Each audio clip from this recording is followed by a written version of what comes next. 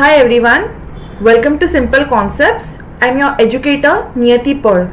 Guys, in this particular lecture, we will be discussing the topic e-governance in India, the concept, initiatives and issues pertaining to the e-governance in India.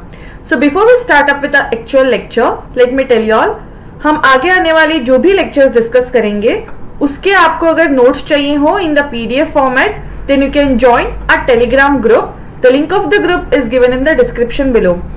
If you are unable to find the group, then just go to your Telegram account, go to the search bar and type Simple Concepts UPSC. There you will be able to find our group. Having said that, let's start with today's lecture. So guys, the word E in the e-governance stands for electronic.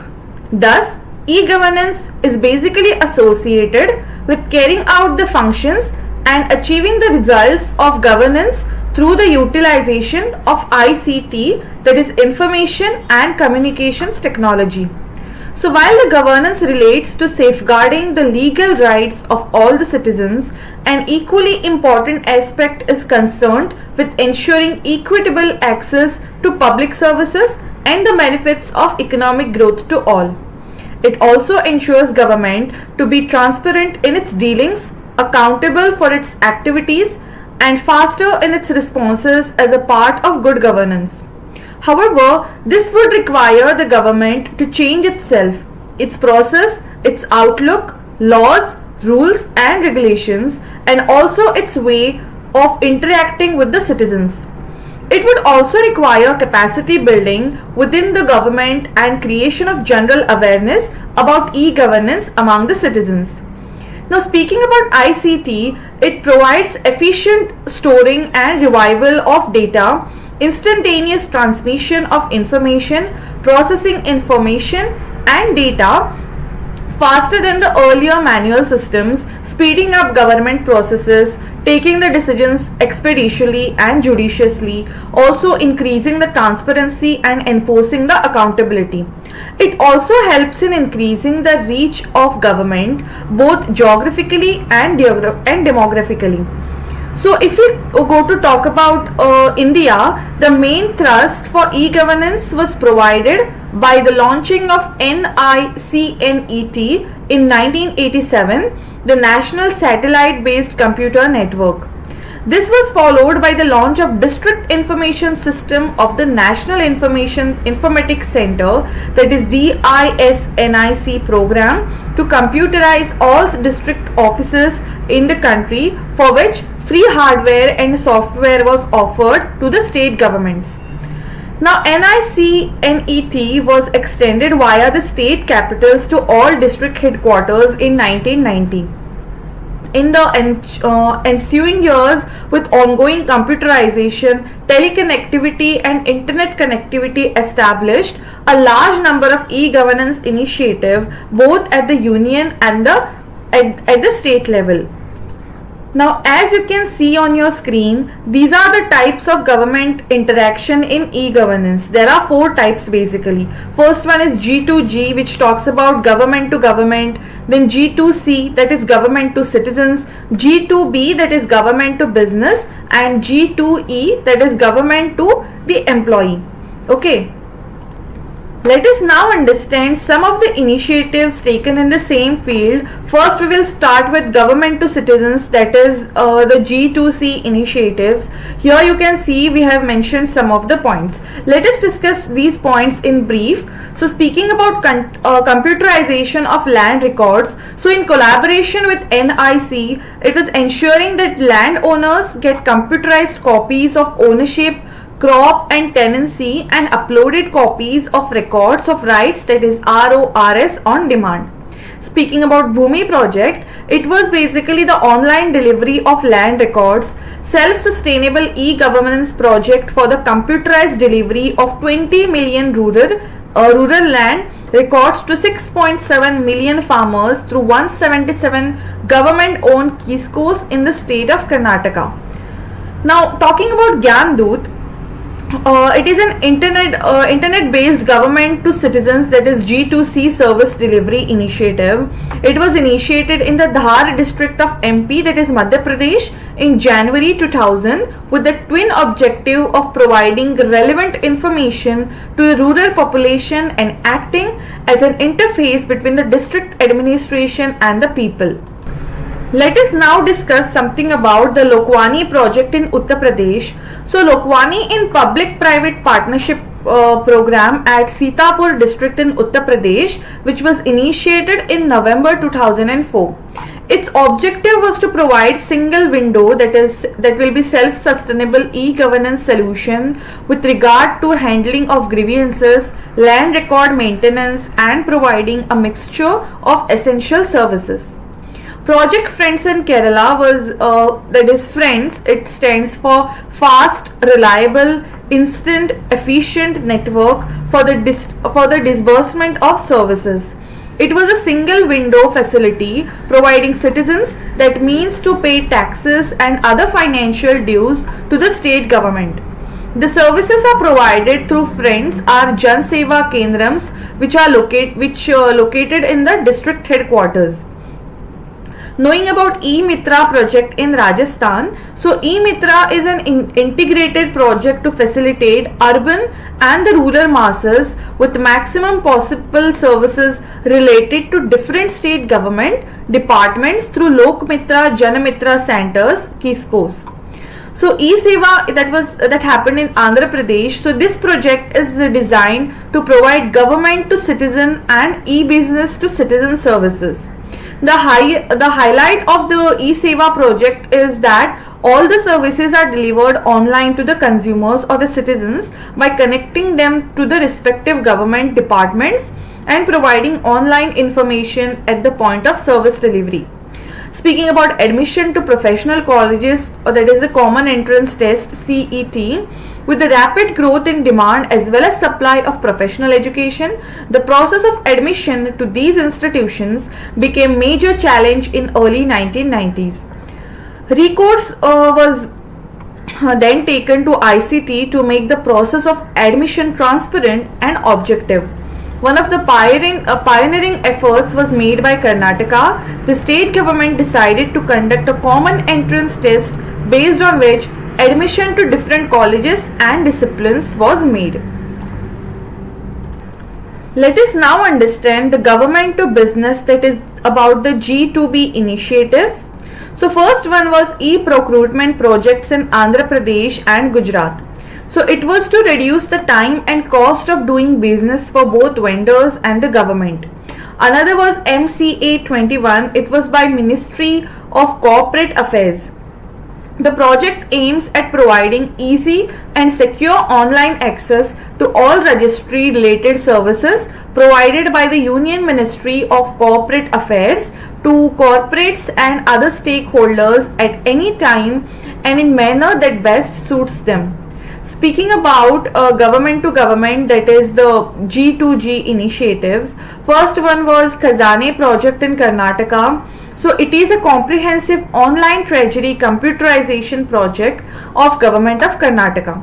The project has resulted in computerization of the entire treasury related activities of the state government, and the system has the ability to track every activity right from the approval of state budget to the point of rendering accounts to the government. Speaking about smart government Andhra Pradesh, so Smart GOV has been developed to streamline operations. It enhances the efficiency through workflow automation and knowledge management for implementation in Andhra Pradesh Secretariat.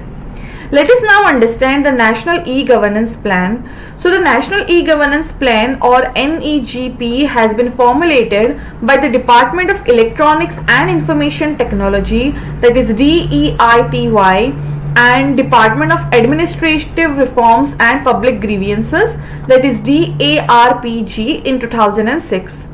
The NEGP aims at improving delivery of government services to citizens and businesses with the following vision, that is make all government services accessible to the common man in his locality through common service delivery outlets and ensure efficiency, transparency and reliability of such services at affordable cost to realize the basic needs of the common man. Let us now understand the central government initiatives as a mission mode projects, that is MMP. So first one is the e-office. So the government of India has reorganized the need to modernize the central government offices through the introduction of information and communication technology. E-offices is aimed at increasing the usage of workflow and rule-based routing, quick search and retrieval of files and the office orders. Digital signatures for authentication, forms and reporting components have also been included. Speaking about immigration or visa and foreigner registrations and tracking, that is IVFRT. So India has emerged as a key tourist destination. Besides being major business and service hub, immigration checkpost is the first point of contact that generates public and popular perception about the country, thus necessitating a state-of-the-art system for promote and user-friendly services. Let us now understand about UID in brief. So it is a unique identification project was conceived as an initiative that would provide identification for each resident across the country, and it would be primarily as a basis of efficient delivery of welfare service. It would also act as a tool for effective monitoring of various programs and schemes of the government. Speaking about the pensions, so pensions MMP is primarily aimed at making the pensions or retirement related information, services and grievances handling mechanism accessible online to the needy pensioners through a combination of interactive and non-interactive components, and thus help bridge the gap between the pensioners and the government. Speaking about banking, so the banking MMP is yet another step towards improving operational efficiency and reducing the delays and efforts involved in handling and settlement transaction. The MMP, which is being implemented by the banking industry, aims at streamlining various e-services initiatives undertaken by the individual banks. Implementations is being done by the banks concerned, with the banking department providing a broad framework and guidances. Speaking about the post offices, so modernization of postal service has been undertaken by the Department of Post through computerization and networking of all post offices using a central server based system and setting up computerization registration center, that is CRCS. Guys, let us now understand the state mission projects. The first one is the e-governance in the municipalities. So it is a unique initiative of the Government of India conceptualized under the umbrella of the overall National E-Governance Plan, that is NEGP, as I had discussed in the last slides.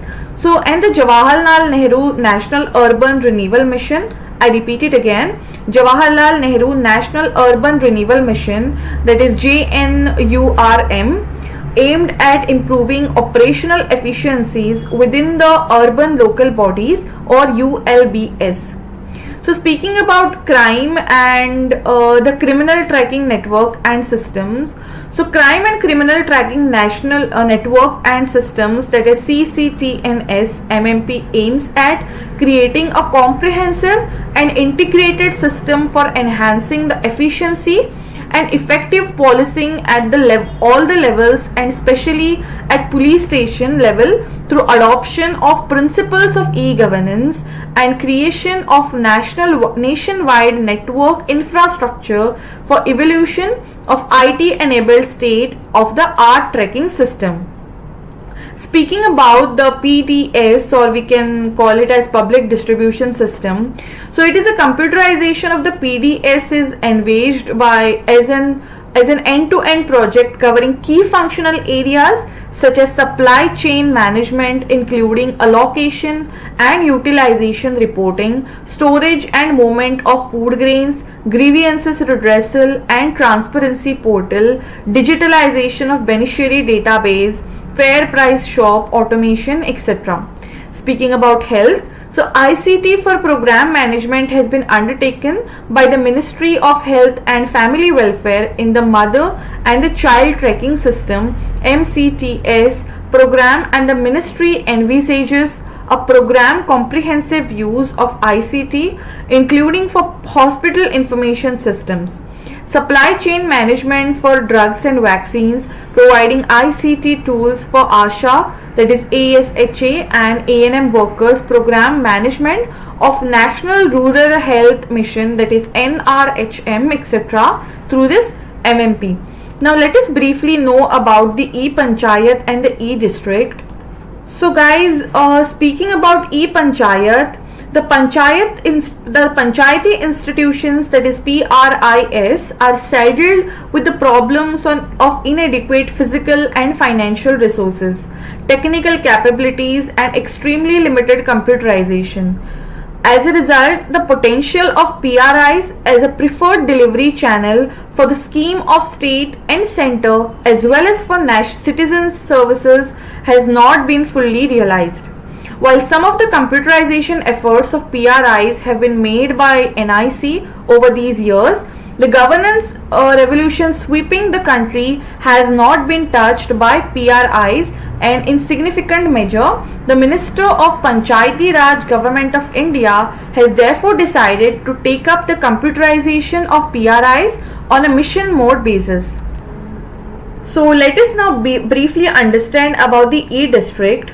So the e-district is one of the 31 mission mode projects under the National E-Governance Plan, that is NEGP, with the DIT, that is Government of India, being nodal ministry.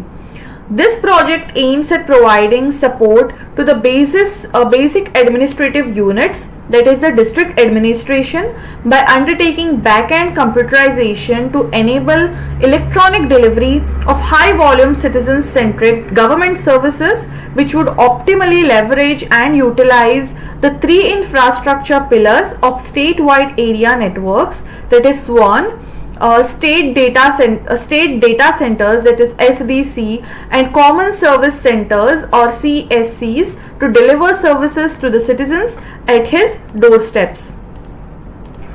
Let us now quickly understand the National Land Records Modernization Program, or NLRMP. So the project for computerization of land records, or CLR, it was launched somewhere in 1988 to 1989 with the intention to remove the inherent flaws in the manual system of maintenance and updation of land records. In 1997 and 1998, the scheme was extended to tehsils to start distribution of records of rights to landowners on demand. The focus of the entire operation has always been to employ state-of-the-art information technology, or IT, to galvanize and transform the existing land record system of the country. Let us now understand the integrated mission projects. So the ones which you can see on your computer screen are the integrated mission mode projects, that is the e-procurement, e-courts, e-bees, or the common services center.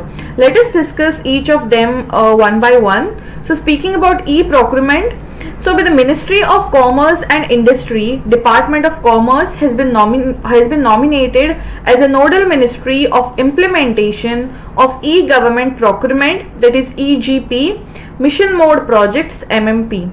The vision of e-procurement MMP is to create a national initiative to implement procurement reforms through the use of electronic government procurement so as to make public procurement in all sectors more transparent and efficient. Speaking about e-courts, so the e-court mission mode project MMP was conceptualized with a vision to transform Indian judiciary by making use of technology. The project has been developed following the report submitted by E-Committee under Supreme Court on National Policy and Action Plan on implementation of information communication tools in the Indian judiciary. The clear objectives was to re-engineer processes and enhance the judicial productivity both qualitatively and quantitatively to make the justice delivery system affordable, accessible, cost-effective, transparent and also accountable. Let us now briefly discuss about the EBs. So the EBs mission mode project being executed by the Department of Industrial Policy and Promotion, that is DIPP, Ministry of Commerce and Industry, Government of India. So it was conceptualized with a vision. Its vision was to transform the business environment in the country by providing efficient, convenient, transparent and integrated electronic services to the investors, industries and business through common business cycle. Let us now discuss about the common service centers. So the CSCS would provide high quality, cost effective video, voice and data content and services in the areas of e-governance, education, health, telemedicine, entertainment as well as other private services. A highlight of CSCS is that it will offer web-enabled e-governance service in rural areas. This include application forms, certificates and utility payments such as electricity, telephone and the water bills. Let us now discuss the recent initiatives taken by the government. So the first one is the direct cash transfer. So to facilitate reimbursement of government entitles like NREGA, that is NREGA, social security pensions, handicapped old age pensions, etc. of any central or state government bodies using Aadhaar and authentication, therefore thereof as supported by UIDAI. Speaking about Aadhaar enabled payment system, that is AEPS. So AEPS is a bank led model which allows online interportable financial inclusion or transaction through the business correspondent of any bank using the Aadhaar authentication. This has helped in financial inclusion. So the 4 Aadhaar enabled basic types of banking transactions are as follows. The first one is the bank inquiry. Second one is the cash withdrawal. Third one is the cash deposit. And the fourth one is Aadhaar to Aadhaar fund transfer. Now speaking about the Digital India program. So this program has been envisaged by the Department of Electronics and Information Technology or DEITY. So the vision of Digital India aims to transform the country into digitally empowered society and knowledge economy. So the program will be implemented it has already been implemented in phases from the current year till 2018. So the Digital India is transformational in nature and it ensures the government services are available to all the citizens electronically. Now that we are in 2020. It has also brought in public accountability through mandated delivery of government services electronically, a unique ID and e-Praman based on authentic and standard based interoperable and integrated government applications and databases. This program aims at providing digital infrastructure as a utility to every citizens as well as high-speed internet as a core utility in all Gram Panchayats. The overall scope of this program is to prepare India for knowledge future, and another is to make technology center to enabling change and to become umbrella program covering many departments. Now speaking about my government citizens portal. So the Prime Minister launched an online platform mygovernment.nic, mygov.nic to engage citizens in the task of good governance, that is Surajya, as he had completed 60 days in office on Saturday, or that particular day was Saturday. So MyGov is a technology driven platform that would provide people with opportunity to contribute towards the governance. This was the basic aim. Now speaking about E-Kranti scheme, so this was a project for linking the internet with remote villages in the country. This scheme had broadened the reach of internet services to the rural areas in the country. The fundamental features of these schemes were making the records handy for government with ease. It also included expansion of internet and commencement of IT-based jobs in rural areas. It has also boosted the use of mobile phones and computers in the rural areas. It has also expanded the use of IT, agriculture and retail trade too. So the digital cloud for every citizen was yet another program undertaken by government. So certificates were issued by the government for education, residential, medical records, birth certificates, etc. are to be stored in the individual digital lockers, and a communication protocol established for government departments to access them without physically having to see the hard copy. So the purpose of government was that the copies of certificates issued by the government itself not to be carried around by the people to government offices for various services. Speaking about M-governance, so M-governance is not a replacement for E-governance, rather it complements the E-governance scheme.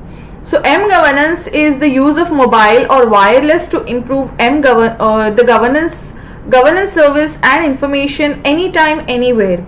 Mobile application also rely on good back office ICT infrastructure and work processes. It has potential of using mobile phones as input devices in certain areas where last mile connectivity becomes issue for simple data inputs for critical importance for decision making in government departments. M-governance was not a new concept. The private sector has been greatly leveraging these of mobile phones for delivering value-added services for the following, which however are mostly SMS based. This is banking, media, airlines, telecom, entertainment, news, sports, astrology and movie tickets, etc. So the governance has increased, M-governance has increased the productivity of public services personnel, improving the delivery of government information and services, increasing the channels for public interaction and lower cost, leading to higher participation of people. So the recent thrust to M-governance is been provided through USSD services, that is unstructured supplementary services data, and it is a session based service unlike SMS, which is stored and forward service. It can be used by the users to send command to an application in a text format. So USSD acts as a trigger for the application. So that's all for this particular class, guys. Next हमारे lecture में हम discuss करेंगे advantages and disadvantages of e-governance, challenges in e-governance and so on. So don't forget to hit the like button so that you can get notified every time we are on YouTube. So if you like this video, do hit the like button. आपके अगर कुछ advice हमें कुछ advice है, कुछ सुझाव है आपके, तो do drop them in the comment section below, या फिर आपके कुछ doubts हैं, then also you can use the comment section down there. Don't miss out on our next lecture, which will be very important. So that's all for this class, guys. Thank you so much. Take care.